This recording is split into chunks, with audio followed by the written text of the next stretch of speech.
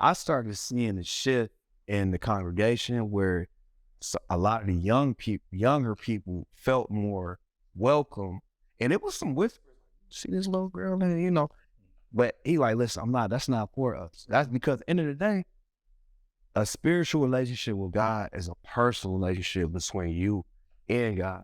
That's not for us to judge, really. Correct. If you felt like that's what you wanted to wear for church, that's not even my focus. My focus is what's in your spirit, what's in your heart. And I think pastors should be talking to that aspect versus, I can't even preach. Look what you got on.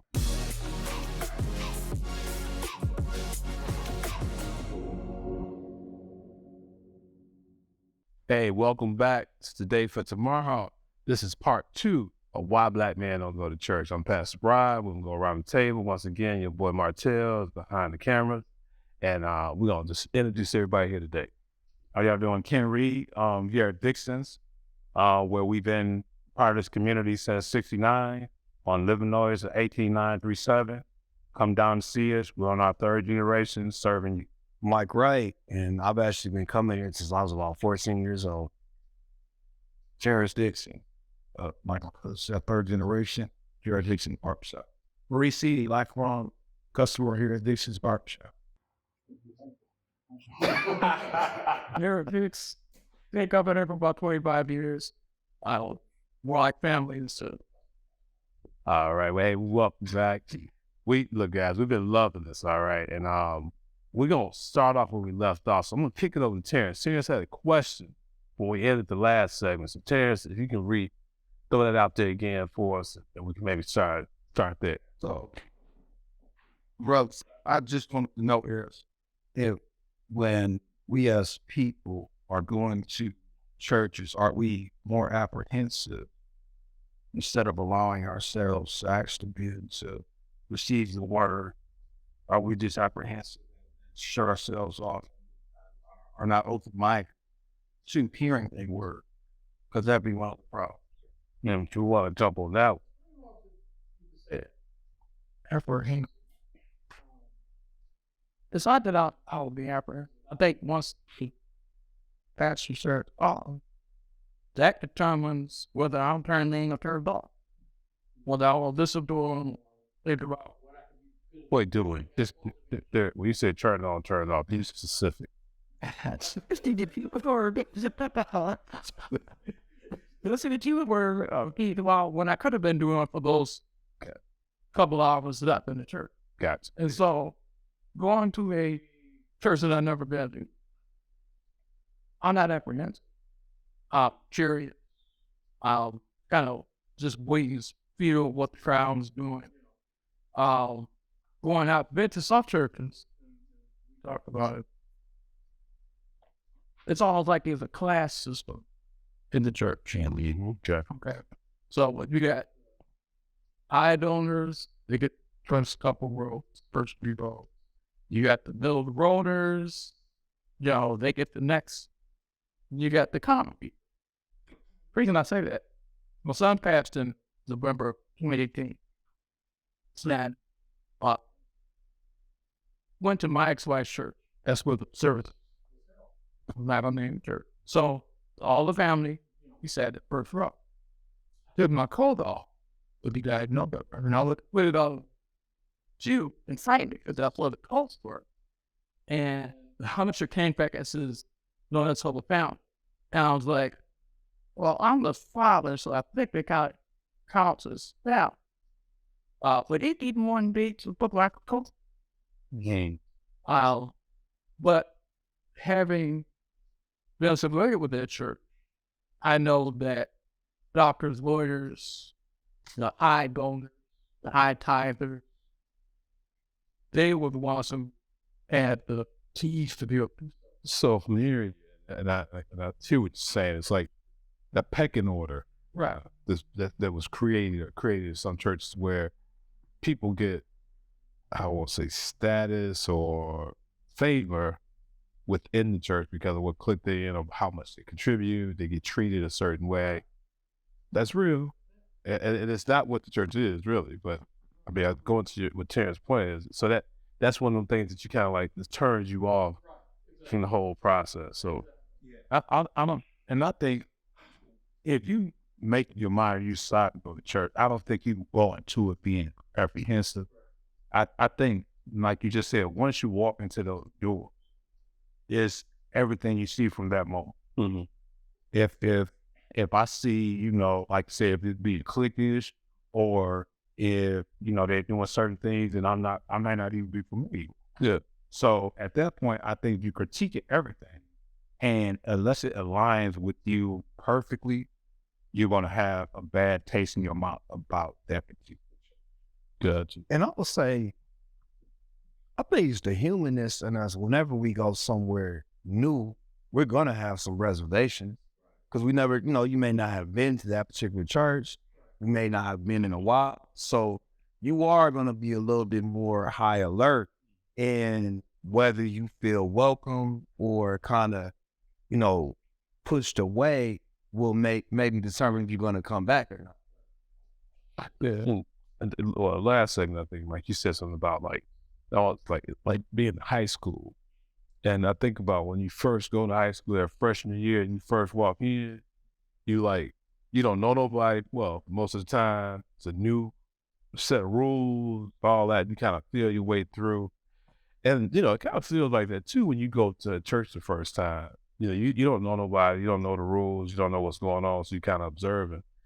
But the question I want to kind of take with Terrence, started with friends around the circle, will bring brothers back. What makes it inviting for a brother to come to church? I mean, you know, what would be, in your own word, what would you look for to say, hey, see, that'll make me want to go. That'll make me feel comfortable when I go.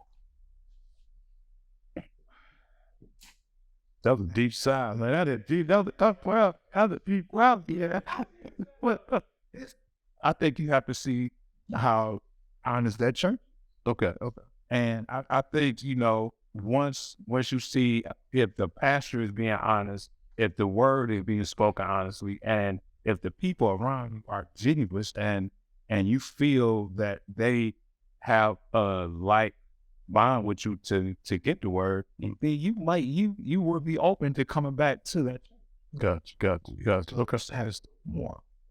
What the bar? Well, I think I'm saying the honesty of the environment. I think it's because even if you're reading and preaching from that book, you not being honest comes off to non-believers as lies.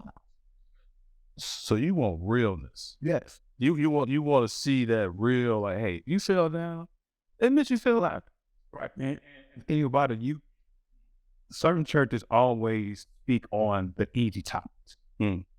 See what I'm saying? So you don't want to touch the hard topics because you don't want to turn people away because you may not want to hurt somebody's feelings, or you might not want to just come down with that portion of that word at that point in time because it doesn't, you know, pertain to, or it doesn't sit well with some of your congregation.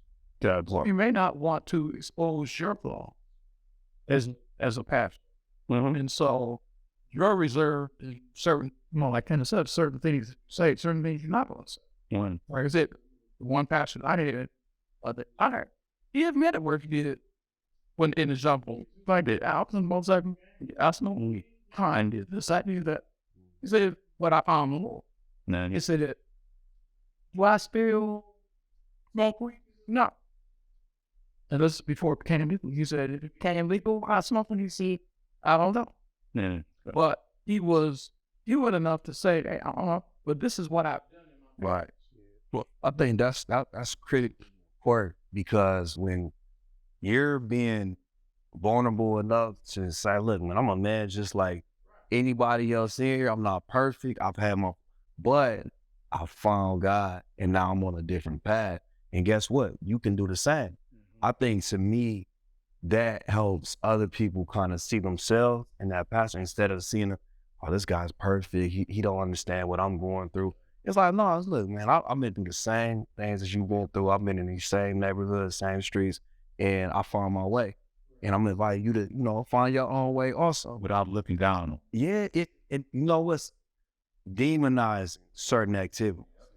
I think that was a big thing. Some things that are not like, we speaking real, like boys going through puberty or girls. Y'all, it's things that we all go through. We have urges. You're not a demon because you have, we should be able to talk these kids through, like, listen, this is a normal thing. You got to practice discipline. You got to practice restraint, but don't feel like you're a demon because you may be feeling like, oh, I'm attracted to that girl over there. I'm thinking about God, but I'm seeing her. She got a skirt on. If you slip, even if you slip. And that, especially when you slip, because I think that's another thing where some people, they feel like they haven't been perfect. Like, I've heard people say literally like, man, I want to go to church, but I ain't there yet. I got to get right before I go. Let's see the chairs get in. And I'm glad you said that. Because my pastor, she Great Christian Worship Center, pastors said, wow, he speaks on that and speaks on the fact that do people go to the hospital when they get well, or do they go when they're sick? Yeah. So how do you say, I'm going to go to church when I get right? Right. You're going so you can get right. But I wanted to touch back on, like you said it's the feeling of the realness of the church. Like, we don't hear the pastor. Think about it. When you go to a church and you're first one to a church, you don't hear the pastor start preaching until a certain point in time, right? Mm-hmm. So first thing you do, you go in, you sit wherever you want to sit, and you observe everything. You observe each people with each other, right? That right there is when you begin to see this is a realness thing or not. So I would say it's more than just if the pastor is seeming real, because you won't know if the pastor is real unless you actually visited a few times where you won't. Right, seeing it. Yeah, and also like we were saying just a minute ago, if I'm feeling like, if I'm out here and I still got some urges, or I still may be tempted by certain things, me going to a certain church and being demonized, or being told that you can't have the urges, blah blah blah, and everything like that, then you're not preaching to me. You're preaching over me. You know what I'm saying? You're not telling me how to deal with what I'm dealing with. And that's what I'm here for. So if I don't see that, if I see a man that professes to be, now I'm the saint and all this stuff,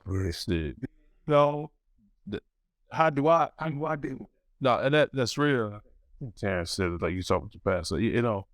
I heard my pastor say it a little different way. It's like the church for the sick. Right. Everybody in there need to be healed. Right. We all need to be healed. So to your point, if you walk in, that's a sign. That's a sign everybody's watching. If you walk in the church and they act like they're perfect, or the pastor act like he or she is without a flaw, that ain't the case. We wouldn't need Jesus to save us if we were flawless. So I mean, I think what I'm hearing is that, hey, if you got that welcome, that warmth, you got that realness from the individual, starting with the pastor, the share. I think you talked about how your pastor retired, share and be real about, hey, yeah, I struggle with A, B, C, and D, and look, I got to stay in the Word and keep myself focused on what people can relate to that. But you was talking about how, some of that as well too. So I mean, I think those main things. Just carrying that point forward. What else can you think of as far as they would draw you or draw other brothers in to kind of make them feel like, yeah, I need to be here? And I want to say, like, so my particular pastor, one thing he always reiterates, she says, man, come as you are. Mm-hmm, mm-hmm. You ain't got to put your Sunday's best on, and you ain't got to go buy that $1 million Easter suit. Just leave the pink suit in the clubs, the pink suit. That's it. But and just come as you are, because we're not here for that. And to me, I started seeing the shift in the congregation where a lot of the younger people felt more welcome, and it was some whispers. See this little girl, but he like, listen, that's not for us. That's because at the end of the day, a spiritual relationship with God is a personal relationship between you and God. That's not for us to judge, really. Correct. If you felt like that's what you wanted to wear for church, that's not even my focus. My focus is what's in your spirit, what's in your heart. And I think pastors should be talking to that aspect versus, I can't even preach. Look what you got on. You ain't fit for the Lord. It's like, You should be the best at that point. yeah. So, and that's another thing. How they know? They've never seen it or Teachers. That's the, yeah. Yeah. You have it where they come as you are. Okay, and this is, you've never been, so you dress like this. But then you get around people and you see that they are still welcome in.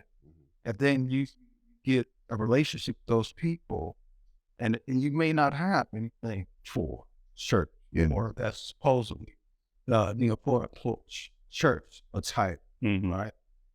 And then the women of the church, and I said women, will get with the girls and teach them. Mm-hmm. I think that's when it goes back into the village. Yeah. It's taking a village to raise a child. I think that's where it goes back until I think we go away from that. And that's like what you have as far as, like you said, they're coming. It's a disconnect.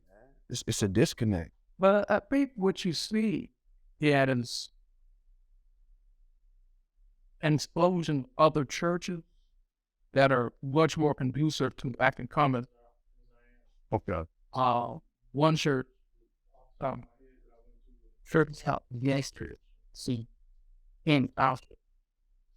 And I mean, people come in sandals, shorts, Starbucks coffee, and I'm like, in church, you drinking coffee in church? Like that. So it was just, I think I was more struck by just the general. I didn't see anybody in the suit, you know. And like I said, if he, you know, Starbucks coffee, short sandals, but they come to church. Well, they come at, you said the key word. I think it's kind of, that key word kind of sums up a lot of what we're talking about. Come as you are. I think you said it, your pastor said, come as you are. I mean, you know, hey, one thing about going back, let's talk about Jesus for a minute. Jesus got knocked on and talked about because he went and dealt with tax collectors who was like the scum of the earth for the Jews back then. They was like shaking people down for their money. So how you gonna go with tax collectors? I mean, he hung out with the those who was kind of considered not exactly downtrodden. Exactly. And so he hung out with those individuals, and guess what? That's who followed and laid up his disciples. Mm-hmm. You know what I mean? So the point though is that he welcomed them. He went where they were. And so what I'm hearing when you say come as you are, that's another way of saying, hey, you know, come like you are. You welcome how you are. And the thing, Well, and that's this disclaimer. You welcome how you are as long as you're coming in to seek him. yeah. Okay. Right. And the thing is, because especially when we talk about the village schooling the younger folks, because I think about like Malcolm X, for example, who he was at 25, 30 is not who he ended up becoming, because he got around some older brothers that schooled him and put him on. And one thing I heard during we do a Manhood 2.0 series every month. And there was a gentleman kind of selling a story. And he was taking in kids that had been, you know, abused and just all types of situations. And he says, one of the things that we got to reiterate when helping these kids is rules without relationships lead to rebellion. Before you can try to discipline or reprimand somebody, you got to show them that you care. You can't just come in, hey, look, why you got this on? It's like, man, who are you? First of all, you sure what I'm saying? Like, and that's how a lot of it gets overlooked, because you don't know what this young lady have been through at our house, or this young man. You don't know just that morning. They may not even ate that morning or yesterday. And it's like, you know, how you doing today? How you feeling? Did you eat?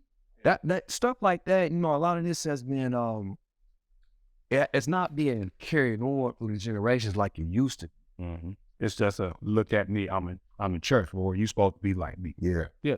And, you know, a lot of people, you can't reach a lot of people. Nah, you care what you just said. That whole look at me. I think as we sit there and talk, that that's a lot of reasons why people look down on somebody else. Like they must not. They don't have nice clothes. They don't have what I have or what I desire to have, and they judge them on that. Right. Yeah. You know what I mean? And it's really about being selfish, look at themselves. Hey, go ahead.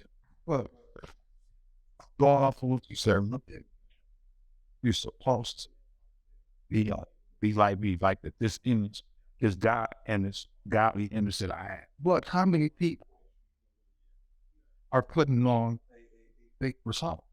Yeah. You know what I'm saying? That's their representative. That's not who they truly are. Right. Put on a representative to make you think like this person. Right. They are once a day, week cycle. Right. So hey, that once a day, I was there when you said Like say outside head one straight. You talking about why black men go to church and talking about, hey, what kind of would draw brothers back in. So we're talking about some of the issues going up. But man, so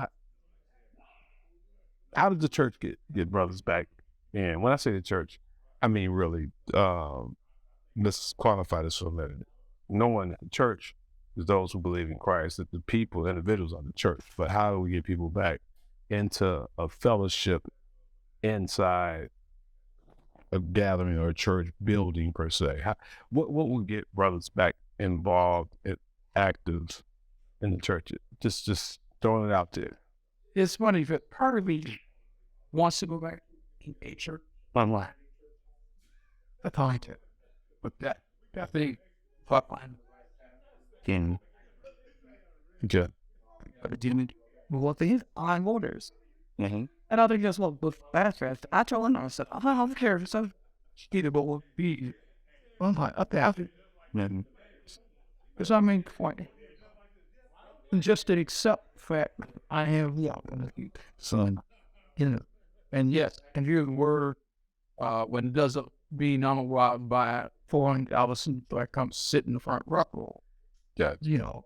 Or I might not have money to tithe it. Mm-hmm. You know. And I know churches that he ain't died. It was like, what? We don't know. now in this. Well, I like it. And in theory, You don't.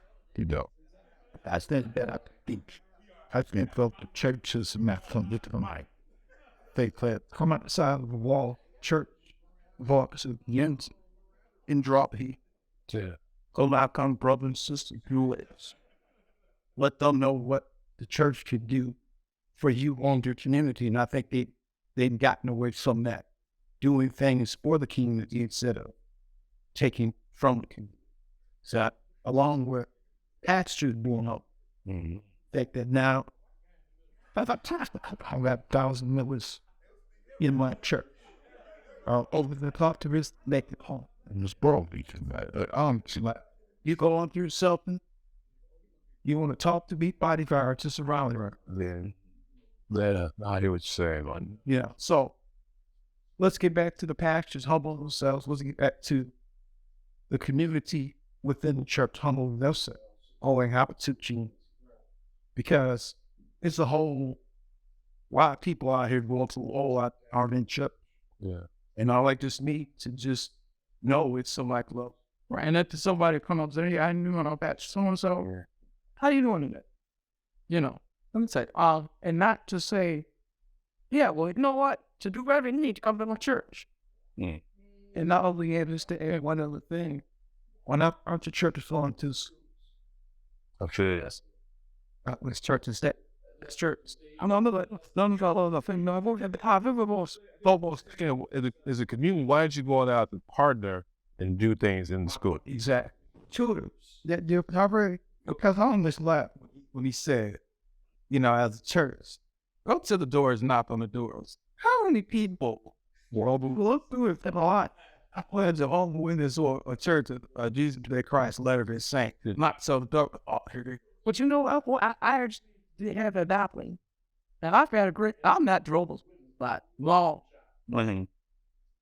But they came to my door for some odd reason I had to. And I found out that we had a lot of person. But yeah, I had an issue with them calling. And then we'll talk about Jesus. Right now. But they don't say, you know what I'm saying here, I'm gonna leave this to you. Shit. And they don't say, you need to talk to her all. What up? Okay, let's get more here, then we get you Terrence. I guess what I'm saying is I come knock on sister such and such door. I am such and such. From the structure down the street. I noticed that your grass is cut.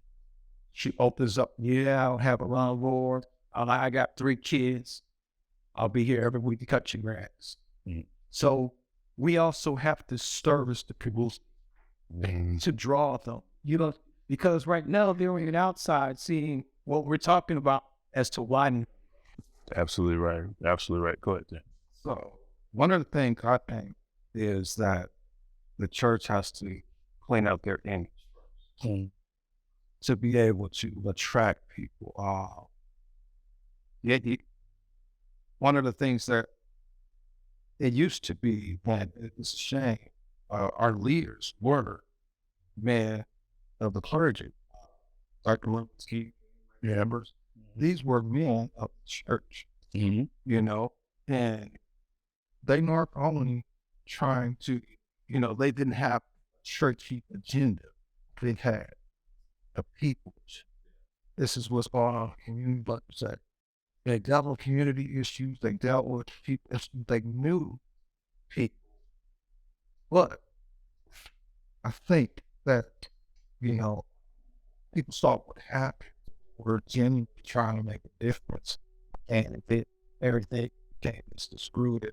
And now we have what we have, where you don't have the church that is going out to that the members are saying, you know, their house down the street belongs to sister such and such, and we know that, you know, she's been having a hard time as far as health wise, so we're going to do this.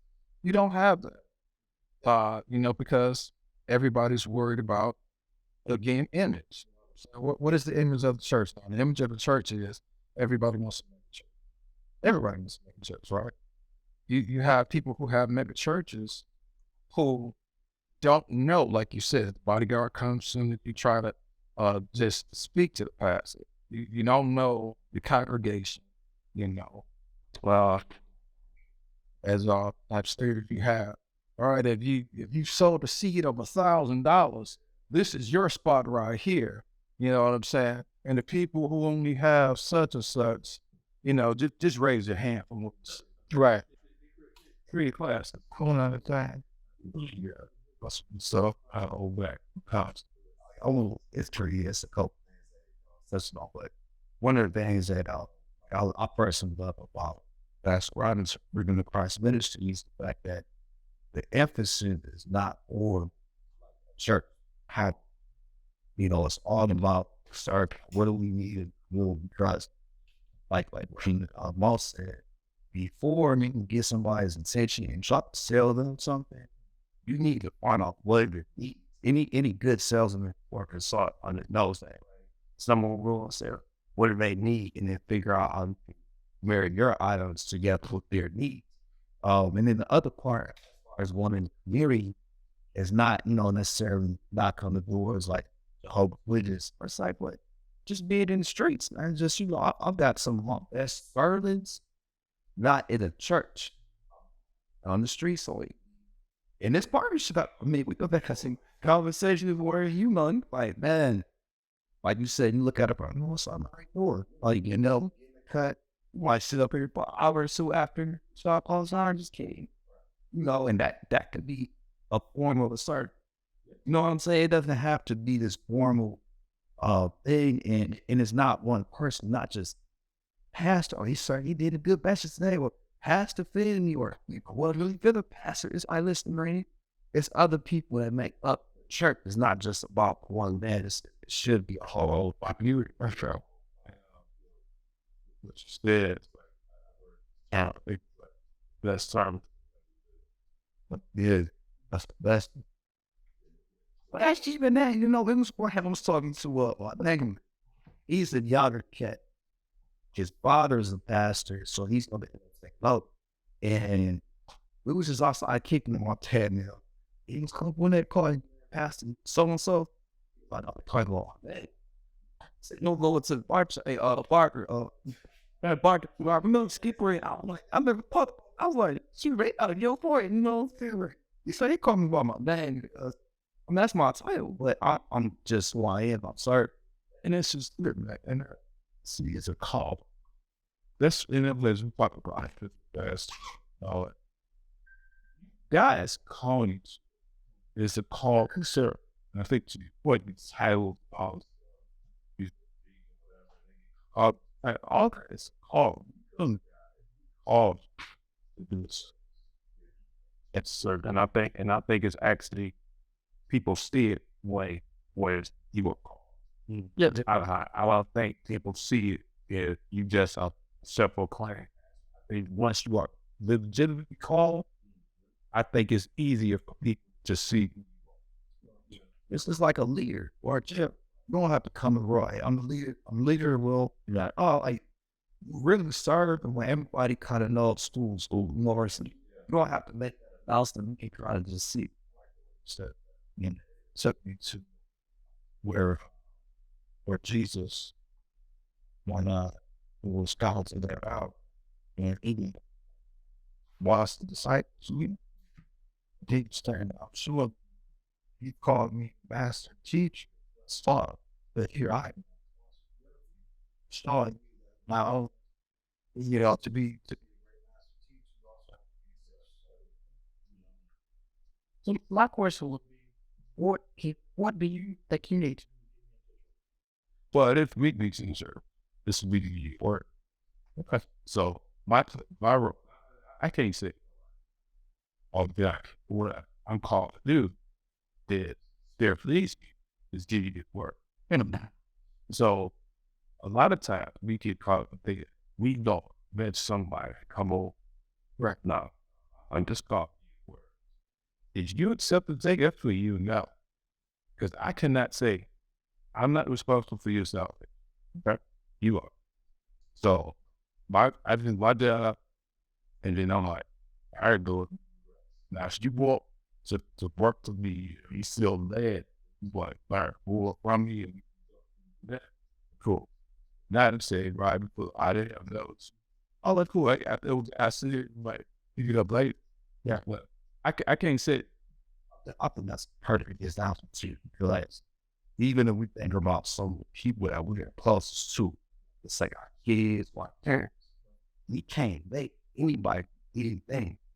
As bad as we would like to, like the old adage, of course, the water became the flame.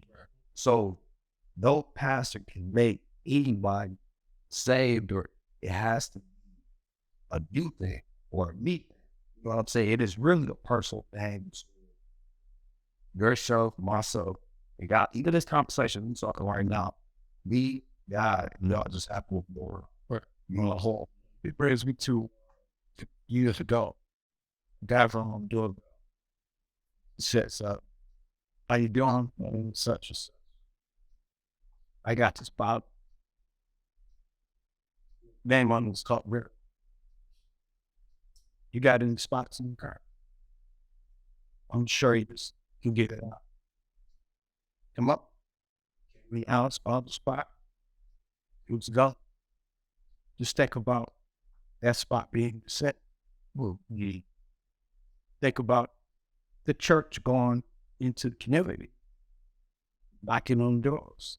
It's watching. We should get a look. Well, I'll use it. I love that, bro. Let that. So again, come outside on the wall. Because again, you are supposed to serve. That any elected official is serving his constituents that vote. They twist it. Well, hold on, dude. I mean, I'm up here. So yeah, see, Naughty. I'm sitting there and oh yeah, I'm not real, but I think to get in like he called, but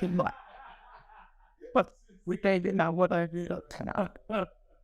No, that's a great example, but I told you He's kind of down bad, but What about this sound? But here is that they call that. It always says, like, to stupid. A lot of times, church today got forced service to people. Right. They don't go outside. They wait for people to come through the doors. To your point, instead of going outside and invite people in and serve. Sure. And so I think in all of these, the church today got complacent. They got comfortable into the old mega church things like, hey, I want to part the church part. Yeah, all I has to worry about going out. Dude, I will do everything here in this little space. And that's not that comfort. That's not the power that Jesus said. Would you look, those are many following, you got a whole line of seconds follow, and then he laid you out, so like, whoa, it happened this season. And they tried to ride 12 was in. He said, y'all ain't know? Not. And he's like, okay, I got my boys now. And that's who he poured into. And those are money that go after those. From that's what it went, and they spread nuts. And look for Christianity. Those decided to keep pouring to the boys. So I was thinking a while, and I wasn't saying it almost. It's keep up in my head because it is not against this particular start to keep on. I was thinking about a house versus a home. And what's the main difference in field that's running? There's a structure that's such, and we don't have to look far for $30, multi-million-dollar structures that were created in the city. Here we got so right here in Wood. You know what I'm saying? I mean, I'm just being real, and I'm not, and it's not against shit. I don't know too much about the church, but I'm just seeing around by that structure all the time that's supposed to represent, something. It's an empty structure, and it's just, to me, it just represents if you have a place but it's empty, it's not. And I'm like I said, it's not against this particular church that people fighting on Southern Hall, but it's just a representation of what makes a house versus a home is how it feels. How it feels for the people that in love as leadership. Another thing is back to what Paul was talking about how when I go to church, how does it make me feel? Yeah. And when in my last church, they made me feel wrong. It was not welcome to Obi Roller Church with the cracks. Sure. And I have to do that, go what? And then while I can't wait to see you, then I start creating relationships. And everybody was like, and this is, they were talking about, they were about to repaint part of the church. So, and they needed to volunteer. I volunteered. And that was only after the second, my second visit, because of the fault I had. That became my church home. No, cool. Now, I get what quick time to get back for self, man. Look, I've been blessed. It's it is. It's like, we caught some diving. This is real talk. So as we kind of get to the point, it's what Brig Hall, she had this thing, really brought it out. Church does like, where you go, so like, really, we talk about brothers so bad. Church, really dogs. Brothers need to be going out and talking to us in the community, knocking on the door and asking the question, hey, I got this box. Here, you didn't spot out. Spread that message again. I asked everyone. I will. Matter of fact, I ran it from. Because I'm the last person that need to be up there talking. The point of it, somebody reached out to me in that East, and I realized, okay, it's gospel. And that miracle that spot out, God, I can't heal it. I can't do it. And I think that's what you as a pastor have to with your people, because they'll be it's a liar. Glad with it. Well, folks out in Wakanda for periods. And well, you stayed when it stopped land when you was like sitting quiet. I'm like, but to one, you see this more. I went so well, and I popped it up about bathroom. I did so. This blacker. He touched to the upper level. I'm talking. I think. Oh, One that I was probably never thought I would. well, that's the power of him, right? Wait, Yeah. Got going, then I walk. We got one truck. One, yeah. Now we need to.